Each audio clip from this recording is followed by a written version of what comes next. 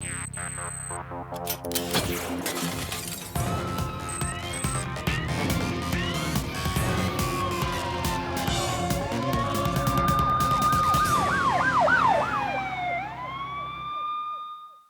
Number आपका स्वागत करता है। मैं हूं माधव तिवारी। हर अपराधी के लिए अपराध करना जितना आसान है, उतना ही मुश्किल है जुर्म को छुपाना भी। क्योंकि मशहूर एक कहावत कि गुनाह और गुनहगार कभी छुप नहीं सकते। एक नजर हमेशा उन पर टिकी रहती है और वो है 100 नंबर, जिसकी पकड़ से कोई भी क्रिमिनल बच नहीं सकता। और आज समाज के वही दुश्मन 100 नंबर के टारगेट पर हैं।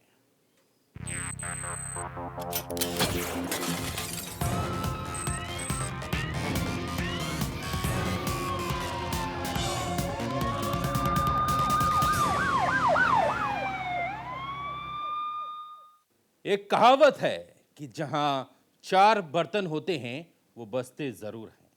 प्यार अगर हर रिश्ते का अधिकार है तो फिर लड़ाई भी अपना वजूद रखती है। मिठास के साथ साथ खटास भी रिश्ता मजबूत बनाती है।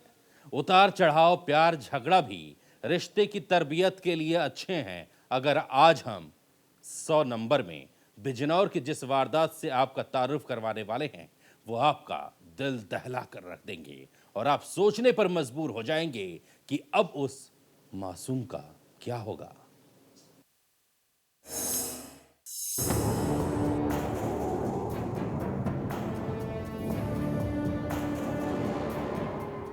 पहली तस्वीर अमित कुमार वाजपेयी की है, दूसरी उनकी बीवी सोनी की। ये है दंपति अमित और सोनी की 2 साल की मासूम बच्ची निधि। शाहजहांपुर के बाशिंदे अमित बिजनौर की धामपुर शुगर मिल के मुलाजिम हैं। लेकिन आज अमित और उनकी बीवी सोनी इस दुनिया का हिस्सा नहीं रहे। अब बस इस तस्वीर तक सिमट कर रह गए हैं। 2 साल की मासूम निधि नहीं जानती कि उसके पापा मम्मी अब हंसाएंगे खिलाएंगे नहीं। वो तो अनजान है इतनी बड़ी विपदा और अनहोनी से। बिल्डिंग के बाशिंदों ने पुलिस को इत्तला दी तो हड़कंप मच गया। पुलिस की हाजिरी से इलाकाई भीड़ भी जुटती चली गई। घर के अंदर का मंजर खौफनाक था। पत्नी सोनी की लाश फर्श पर पड़ी थी तो पति अमित की बॉडी फांसी के फंदे से झूल रही थी। पुलिस ने तुरंत दंपति के शव का पंचनामा भरा, बॉडी को कब्जे में लेकर पोस्टमार्टम के लिए भेज दिया। पुलिस ने पति पत्नी के सुसाइड की वजह तलाशने की जद्दोजहद शुरू की तो उसको 5 पेज का सुसाइड नोट बरामद हुआ, जिसको पढ़कर पुलिस के होश भी फाख्ता हो गए। लेकिन पुलिस ने सुसाइड नोट का सच सरेआम नहीं किया और तहकीकात की बात बोलकर जल्द खुलासे का दम्भ भरा। जानकारी में आया है कि धामपुर शुगर मिल में वहीं के एक कर्मचारी अमित वाजपेयी और उनकी पत्नी ने आत्महत्या कर ली है। इस सूचना पे स्थानीय पुलिस मौके पे गई है, क्षेत्राधिकारी धामपुर भी मौके पे हैं। उनके घर वालों को सूचना दी गई है, घर वाले आ जाएं। इस बीच उनका पंचायतनामा भरवाया जा रहा है। घर वाले आ जाएं तो जो भी उचित कार्रवाई इस बारे में होगी नियमानुसार की जाएगी। ये एक विवेचना की चीज़ है। वहाँ छानबीन कर रहे हैं, पुलिस के लोग वहाँ मौजूद हैं। सुसाइड नोट वहाँ देखा जा रहा है, सुसाइड नोट बता रहे हैं कि वहाँ मिला है। ये सारी चीज़ें छानबीन की चीज़ें, छानबीन कर लें तब इसके बारे में विस्तृत रूप से मैं आपको बता पाऊँगा।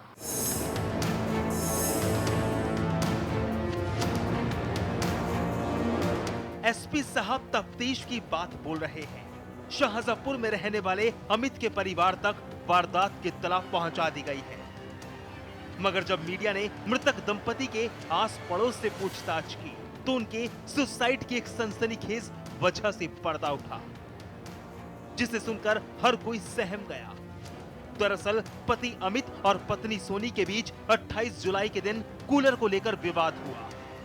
अमित इस विवाद के बाद घर से कहीं बाहर निकल गया और जब लौट कर आया तो पत्नी सोनी की लाश फांसी के फंदे से झूल रही थी।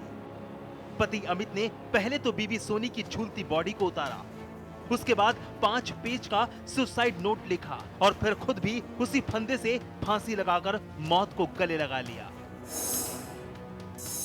ये हमारा अमित कुमार वाजपेयी और उसकी पत्नी जो है, दोनों ने मिलकर के सुसाइड किया है और सुसाइड नोट जो है मौके पर मिला है, पुलिस को दे दिया है और उसमें कूलर का विवाद पाया गया है। कूलर के विवाद की वजह से जो है आपस में झगड़ा हुआ है जिसकी वजह से इन दोनों ने सुसाइड किया है। कि कहाँ के रहने वाले थे और कब से शुगर मिल में कार्यरत थे? ये शाहजहांपुर के रहने वाले हैं और हमारे यहाँ भी दिसंबर में ज्वाइन किया था और गन्ना विभाग में काम कर रहे थे। ठीक है सर, पुलिस को सूचना दे दी गई है और परिजनों को? पुलिस को सूचना दे दी गई है और पुलिस ने मौके पर पहुंच करके तो दोनों शवों को अपने कब्जे में ले लिया है। विश्वास नहीं हो रहा कि कूलर के विवाद में पति पत्नी ने आत्महत्या कर ली। अपनी मासूम सी बच्ची के बारे में एक मर्तबा भी नहीं सोचा।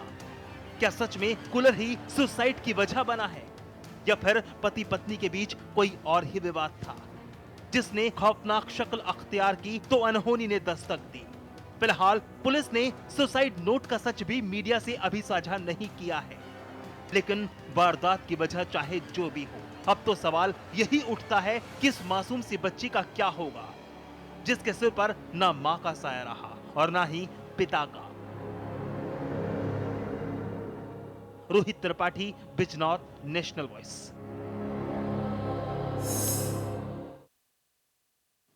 क्या वाकई कूलर विवाद पति पत्नी के सुसाइड का सबब बना या फिर कोई और ही वजह है? पुलिस की तफ्तीश अभी जारी है, शायद खुलासा भी होगा। चलिए आगे बढ़ते हैं और खबर दिखाते हैं बागपत की, जहां पश्चिमी उत्तर प्रदेश यानी अपराध का गढ़, जहां हत्या, बलात्कार, डकैती और किडनैपिंग आम बात बन गई है। पब्लिक डर के साए तले जी रही है और इसकी तस्दीक करती है वारदात बागपत से सामने आई है, जहां एक परिवार खौफ में है और पुलिस बेबस है। ये बड़े चौकी के पास शिविर लगाता हूँ मैं, वहाँ से हुआ है। उनका जो फ़ोन आया है 1.5 करोड़ के लिए आया। उन्होंने कहा तो 1.5 करोड़ रुपये दे देना वरना तुम्हारे बेटे की लाश बताओ काम भिजवा देंगे। कितनी बार फोन आया? 2 बार फ़ोन आया था। तो किस चीज़ का बिजनेस है आपका? ये चमड़े का व्यापार है। चमड़े का व्यापार करता है। अच्छा, कितने साल का आपका बच्चा है और कहाँ पढ़ता है? 11 साल का मेरा बेटा है, बुढ़ाने सेंट तरुण स्कूल में पढ़ता है।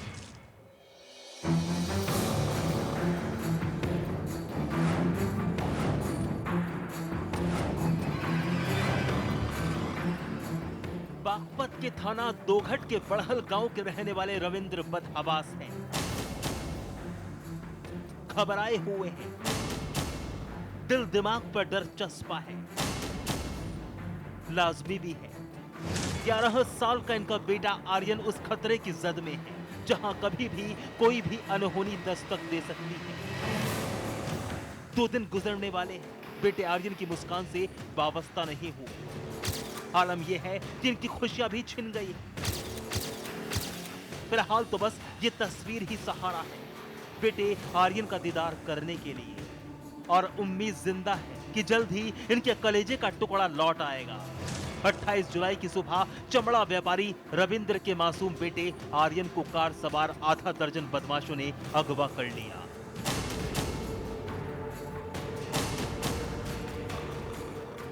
वारदात के वक्त आर्यन बाहर खेल रहा था और तभी से हड़कंप भी मचा हुआ है।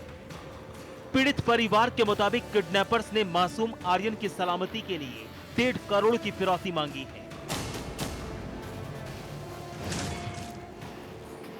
1.5 करोड़ रुपए की फिरौती की मांग है।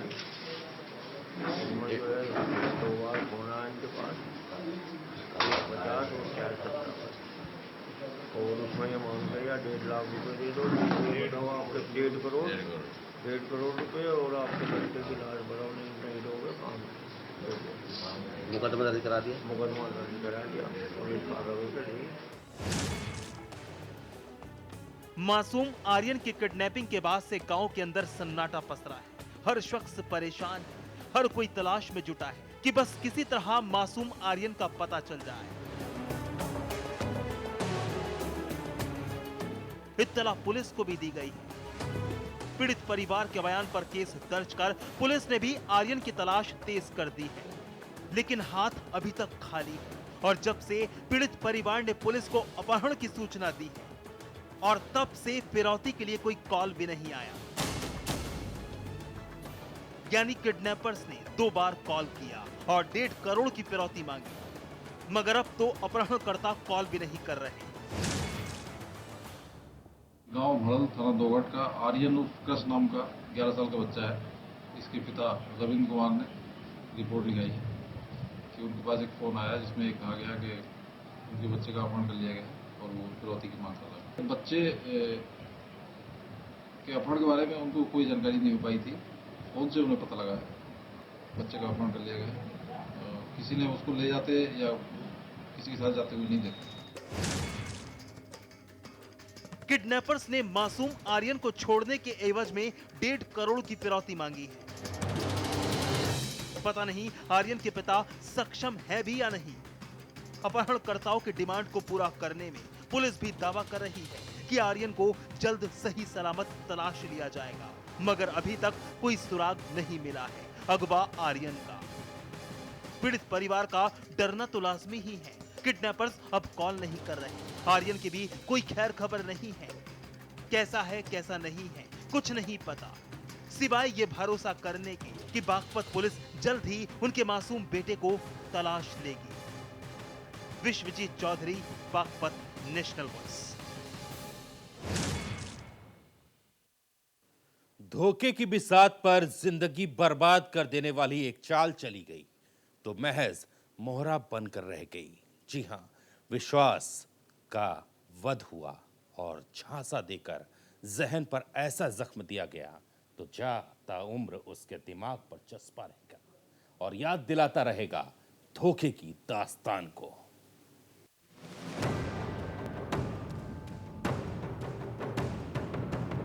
पर्दानशी इस लड़की की दास्तान दर्द सुनाने के लिए हमने इसको काल्पनिक नाम सोनिया दिया है। सोनिया फतेहपुर की रहने वाली है, लेकिन साल 2009 में सदर कोतवाली के लाला बाजार इलाके के रहने वाले शानू नाम के युवक से मोहब्बत हुई तो फिर प्यार परवान चढ़ता चला गया। आशिक शानू और माशुका सोनिया का परिवार रिश्ते के खिलाफ था। वजह साफ थी दोनों के धर्म का अलग होना, लेकिन दोनों ने अपने अपने परिवार की खिलाफत को नजरअंदाज करते हुए साल 2009 में ही एक मंदिर में शादी रचा ली। शादी के बाद सोनिया को पता चला कि उसके पति शानू का असली नाम नावेद है और पति नावेद के परिवार ने उन्हें अपने साथ रखने से मना कर दिया। तब से दोनों 7 साल तक साथ रहे, लेकिन अब लड़की का आरोप है कि 7 साल बाद अचानक पति नावेद कहीं गायब हो गया। कोई कॉल नहीं कर रहा, मोबाइल भी स्विच ऑफ बता रहा है। मैं अपने पति नावेद अंसारी से परेशान हूँ। सन 2009 में उन्होंने मुझसे शादी की थी मंदिर में। 7 साल से हम लोग साथ में रह रहे थे। 10 जनवरी से उन्होंने मेरे पास आना बंद कर दिया, फोन भी करना बंद कर दिया। क्यों ऐसा कर रहे हैं? शायद उन्होंने षड्यंत्र के तहत मुझसे शादी की थी। जब उन्होंने जाना कि मेरे पास जेवर और रुपया कुछ भी नहीं बचा तो मुझे छोड़ करके चले गए। कहाँ रहे 7 साल आप लोग?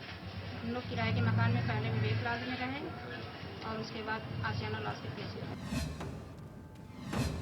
पीड़ित सोनिया का कहना है कि जब वो अपने घर से भागकर आई थी तो साथ रुपया और जेवरात भी लेकर आई थी, जो पति नावेद लेकर फरार है। सोनिया के मुताबिक पति नावेद ने पहले तो अपनी पहचान छुपाई, नाम असली नहीं बताया। पत्नी सोनिया से कई राज छुपाए, लेकिन जब खुलासा हुआ तो बीवी सोनिया काफी आहत हुई। पीड़ित के मुताबिक उसके परिवार ने भी इस धोखे के बाद उसको अपनाने से इनकार कर दिया। पति नावेद का परिवार पहले ही इनकार कर चुका था। ऐसे में पीड़ित सोनिया अपने पति नावेद की लकड़ी की दुकान पर बैठी है और इंसाफ मांग रही है। कल 3 बजे से बैठी हुई है। क्या नाम है उनका? क्या कह रही हैं? ये नावेद से रहना चाह रही है, घर में रहने के लिए मांग रही है। मुझे लड़का चाहिए, मैं उसके साथ शादी करूँगी, मुसलमान होकर कराऊंगी। जैसे मानसिकता के हिसाब से बहन बेटी बहुत घर में दी जाती है, वैसे मैं रहना चाहती हूँ। सोनिया की फरियाद पुलिस ने भी सुनी है और आश्वासन दिया है कि जल्द तफ्तीश होगी और न्याय दिलवाया जाएगा। अभी ये प्रकरण संज्ञान में नहीं था, आप द्वारा बताया गया है, मैं इसकी जांच करवा ले रहा हूँ। अगर ये घटना सही तो मामला पंजीकृत करवा के जो विधिक कार्रवाई होगी। पीड़ित सोनिया पति नावेद का इंतजार कर रही है, जो उसके जेवरात और पैसा लेकर फरार है। कोई संपर्क तक भी नहीं कर रहा है। पत्नी किस हाल में है और किस हाल में नहीं, कोई परवाह नहीं। सोनिया की माने तो उसे धोखा मिला है और पति नावेद ने कई साल तक उसकी इज्जत से खिलवाड़ किया है। फिलहाल पीड़ित लड़की सोनिया ने पुलिस से न्याय की उम्मीद जताई है और डट कर बैठी है पति नावेद की दुकान पर ताकि इंसाफ जरूर मिले। Jitendra Vishwakarma, Fatehpur, national voice. 100 number में वक्त एक छोटे से ब्रेक का है। ब्रेक के बाद दिखाएंगे 6 लुटेरे एक शहर।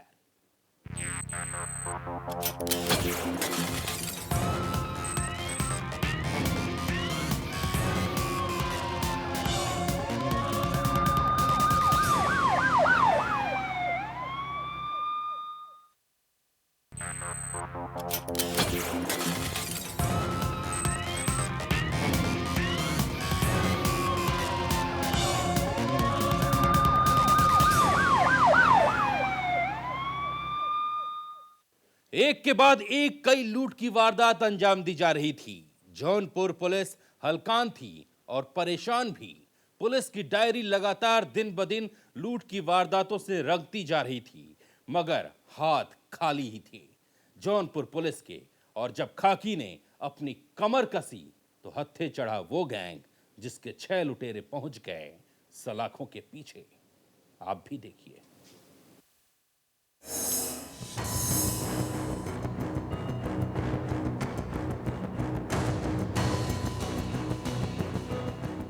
जौनपुर पुलिस के हत्थे चढ़े ये चारों वो शातिर लुटेरे हैं जो जौनपुर, मिर्जापुर और वाराणसी सहित यूपी के कई जिलों में तमंचे के बल पर लूट की वारदात को अंजाम दिया करते थे।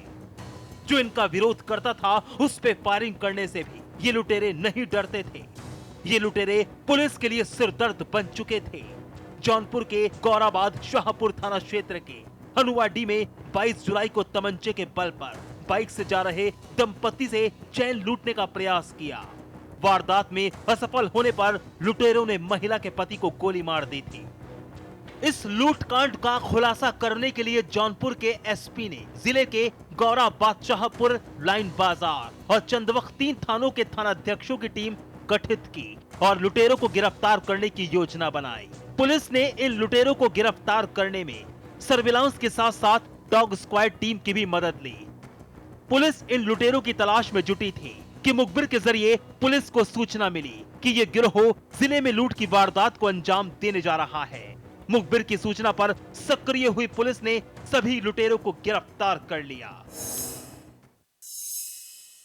इसमें मुख्य रूप से जो हमारी स्वाट टीम है क्राइम ब्रांच की, थाना अध्यक्ष चंदवक, थाना अध्यक्ष गौरा बादशाहपुर, इनकी चौथी टीम, इन्होंने मिलकर एक बहुत बड़े डकैतों के गैंग को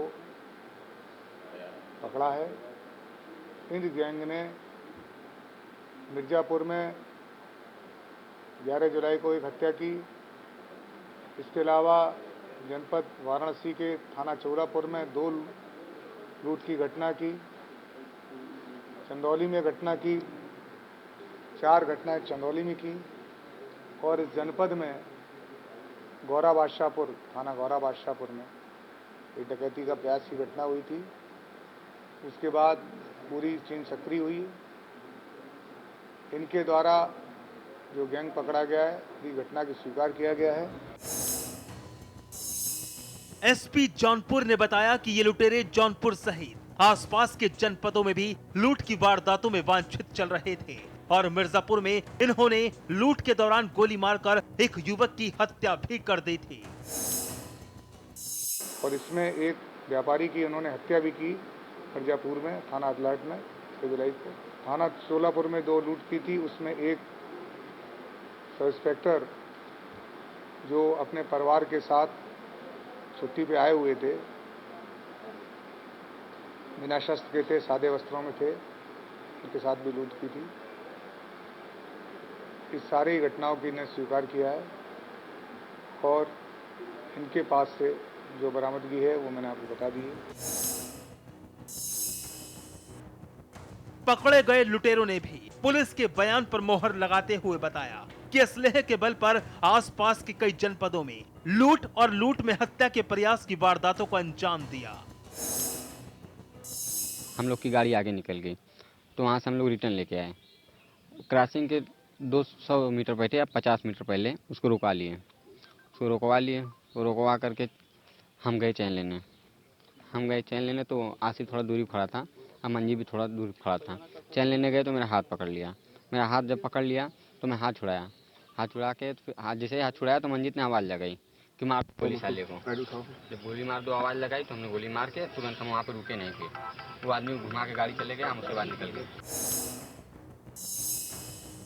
फिलहाल अब ये सभी 6 अंतर जनपदीय लुटेरे पुलिस की गिरफ्त में हैं और पुलिस इनके एक और साथी की तलाश कर रही है जो जल्द ही सलाखों के पीछे होगा।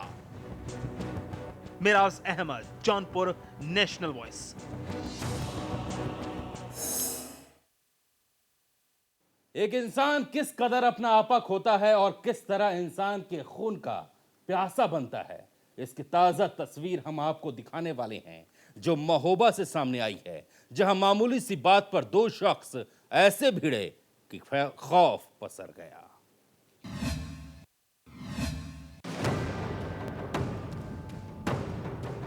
28 जुलाई की रात महोबा के जिला अस्पताल के अंदर अफरा तफरी मची जब रविंद्र कुमार तिवारी नाम के बुजुर्ग को लहूलुहान अस्पताल में इलाज के लिए लाया। डॉक्टर्स ने रविंद्र की हालत के मद्देनजर तुरंत उसका इलाज शुरू भी किया, लेकिन कोई फायदा नहीं हुआ। रविंद्र ने दम तोड़ दिया। एक रविंद्र तिवारी नाम का गनशॉट का केस एक लाया गया। पुत्र श्री विशाल तिवारी, इन्हें इनके पुत्र सौरभ तिवारी द्वारा यहाँ पर लाया गया और गांधीनगर महोबा के ही रहने वाले हैं। और जब इन्हें लाया गया तो बिल्कुल लगभग अंतिम स्थिति में थे और पर्याप्त उपचार करने के उपरांत भी इन्हें नहीं बचाया जा सका। अस्पताल के अंदर हड़कंप मच गया। पीड़ित परिवार तड़प गया और जब मौके पर पुलिस पहुंची तो उसकी भी लानत मलानत करने से परिवार पीछे नहीं हटा। उसकी भी बड़ी वजह थी क्योंकि रविंद्र की मौत पुलिस की लापरवाही का खामियाजा थी। जो परिवार लगातार पुलिस से गुहार लगा रहा था कि कार्रवाई की जाए, उसने उनकी फरियाद को अनसुना कर दिया और वही लापरवाही रविंद्र की मौत का सबब बन गई। जिस शख्स को रविंद्र समझाने गए, उसी ने बुजुर्ग रविंद्र को गोली मारकर उनकी हत्या कर दी। कुमार तिवारी सन ऑफ विशाल तिवारी। हत्या आरोपी कौन है? हत्या जिसने की है वो नाम मोनू मिश्रा है। जैसा कि ये संज्ञान में मामला आ रहा है कि वारदात के 1-2 घंटा पहले कोतवाली पुलिस को एक तहरीर दी गई थी कि हमारे साथ कोई अपनी घटना होती है। हाँ, दी है। बारे में क्या ये हमने सुना है कि दी है तहरीर, ये अभी बताया लोगों ने तहरीर दी है। और वहाँ पर PWD में उनके दामाद ने जो अकाउंटेंट हैं उन्होंने फोन भी किया था पुलिस को, पुलिस नहीं पहुंची। सुना आपने, मृतक रविंद्र के दामाद शैलेंद्र अवस्थी PWD में बाबू के पद पर कार्यरत है और उनके ऑफिस में रविशंकर मिश्रा नाम का एक चपरासी भी है। बाबू और चपरासी के बीच किसी बात को लेकर विवाद हो गया। विवाद की जानकारी दोनों के परिवार को हुई। चपरासी रविशंकर के बेटे मोनू ने बाबू शैलेंद्र को जान से मारने की धमकी दी। इस बात की तहरीर बाबू शैलेंद्र के ससुर रविंद्र ने कोतवाली पुलिस को दी थी और किसी अनहोनी की आशंका को भांपते हुए सुरक्षा की गुहार भी लगाई थी। लेकिन पुलिस ने मामला गंभीरता से नहीं लिया और न ही कोई सुरक्षा मुहैया करवाई। लिहाजा इंसानियत के नाते शैलेंद्र के ससुर रविंद्र चपरासी रविशंकर के बेटे मोनू को समझाने के लिए उसके घर गए, लेकिन अनजान थे कि चपरासी रविशंकर का बेटा मोनू समझने की बजाय आग बबूला हो जाएगा और उन पर तमंचे से गोली दाग देगा। फिलहाल पुलिस ने पीड़ित परिवार के बयान पर केस दर्ज कर फरार आरोपी मोनू की तलाश तेज कर दी है। रविंद्र तिवारी नाम के गांधीनगर जी के व्यक्ति की हत्या आज हुई है। इनकी गोली मारकर हत्या हुई है। हत्यारे का नाम मोनू मिश्रा सामने आ रहा है। उनके साथ में और भी कोई व्यक्ति था, उसका नाम सनी मिश्रा हो सकता है, परंतु अभी वो क्लियर नहीं है। और इनका दोपहर में भी कुछ विवाद हुआ था, तो अभी कुछ सुलह की बात थी, उसी में ये घटनाक्रम घटित हुआ है और इनकी गिरफ्तारी के लिए टीम बना दी गई है। सब लोग इनसे तहरीर लेके मुकदमा, घर वालों से तहरीर लेके मुकदमा लिखवाया जा रहा है और गिरफ्तारी का जल्द से जल्द प्रयास किया जा रहा है। ये मालूम पड़ रहा है कि जो जिसने कि हमला किया है, हमलावर अभियुक्त जो है वो पहले भी उसके परिवार में दूसरे लोग मुलजिम रहे हैं दूसरे अपराधों में और इनके बीच में PWD में कुछ विवाद सामने आ रहा है, तो उसकी और गहराई से छानबीन करके हम स्पष्ट बताएंगे। छोटी सी बात पर शुरू हुए झगड़े ने खूनी शक्ल अख्तियार कर दी। एक निर्दोष ने अपनी जिंदगी गंवा दी। मोनू ने आवेश में आकर खूनी खेल खेल डाला। अब पुलिस उसकी तलाश में जुटी है और रविंद्र के परिवार पर सदमा हावी है। Irfan Khan, Mahoba, national voice. 100 number में आज बस इतना ही। कल फिर खुलेगी गुनाह की एक और डायरी और 100 नंबर पर होगा उसका हिसाब किताब। दीजिए इजाजत। नमस्कार। जय हिंद।